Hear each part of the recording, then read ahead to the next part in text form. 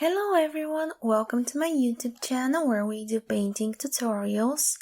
I noticed I had not done flowers in a very long while since spring, so here we are. I start by taping down my page with masking tape and I have a basic graphite sketch of my flowers. I am going to erase it to the point it's barely visible because I do not want gray-black lines showing through my flowers. Then I go over my sketch with pink. Yes, I could have done it in pink from the beginning, but graphite is much more forgivable and erasable than colored pencils and watercolor pencils. It's just one of those situations where I'm better safe than sorry. If I make a mistake while sketching with graphite, I can easily fix it, but colored pencils have pigment and it can be staining and you never know if you will be able to erase it or not. That is why I am doing it like this right now.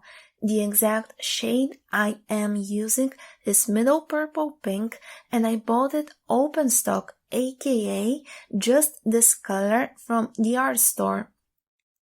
The reason I'm using it is, well, it's new and I really wanted to see it in action and see what it looks like in a proper painting or illustration. Alternatively, feel free to use any cool red or pinks such as scarlet, alizarin crimson, lake madder, magenta, or hey, you can even do your flowers in orange or blue or purple. Just pick your favorite color. If drawing is not your thing, there is a traceable available on my Patreon page, Sunshine Arts, and like always, you can find a full list of the supplies used in the description box down below, along with a link to the reference picture I'm viewing on my smartphone.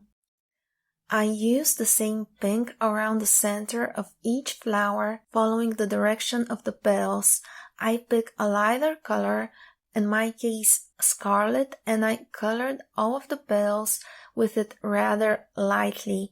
Then I go back to my pink and I do a very light layer over the scarlet just to give a hint of this pink color. I draw random scribbles over the background with pink and earthy green.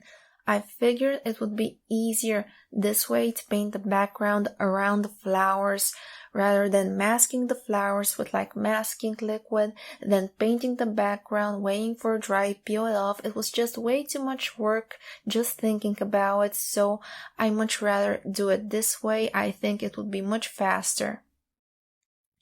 I add a black dot in the center of each flower and add shadows wherever the petals overlap with each other. I also add it to the background, mostly on the bottom and between the flowers. A lot of people argue you should not use black when painting, but this is my painting and I like my paintings with a good amount of contrast and shadows. Like, I know this is a painting tutorial, but don't let anyone tell you what's right and wrong. It's art, you do it however you feel like, and I feel like black shadows. Though I do add some brown on the lower right corner there just to mute it down. Maybe there's some branches or twigs they're peeking through the bush, I don't know. I use a bit of green for a lighter shadow on the petals since it's supposed to neutralize the red and pink to a more brownish gray. I was forgetting about the sky there, so I'm just going to scribble it with some ultramarine and call it a day. That's literally all I'm going to do for the sky. Now I have all of my base colors down and I start blending with a watercolor brush. I'm using circular scrubbing motions, kind of like when you brush your teeth. I start from the background, trying not to paint over the flowers and make a mess.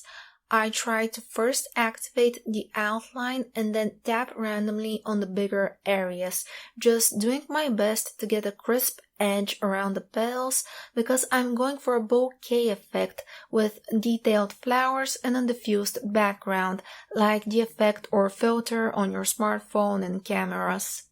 I clean my brush whenever moving from a dark area to a lighter one, and I'm using very little water for this. I'm not squeezing on the brush, I'm just holding it like a pen or a marker. Once the background is dry, I start blending the flowers.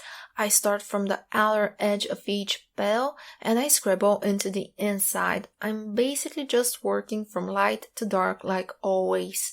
And each time I move from the core to the next petal, I make sure my brush is clean.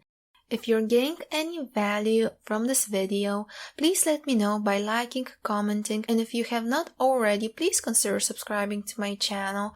I'm currently aiming at 20,000 subscribers by sometime in September. It's just a little personal goal that I would like to achieve.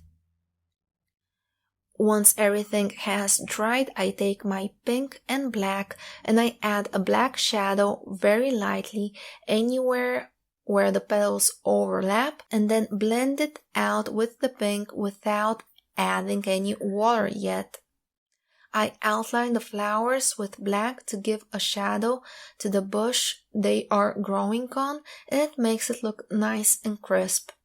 I activate some areas I want darker or more vivid by lightly tapping over them with my brush.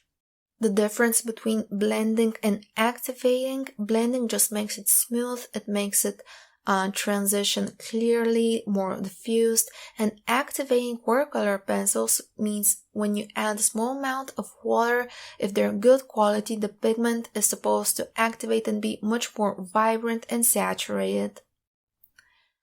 A little hack: when I'm not sure if a painting is done or there's still something to touch up, I like to look at it through my phone's camera. I don't know if it's just me, but that way I notice almost instantly what could or should be changed or added.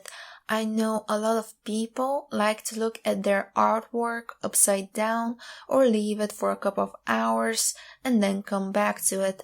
This is just what I find works best for me. So I take some black and add little lines on the petals to give the idea of them bending over themselves, of little creases. I outline the flowers a bit more.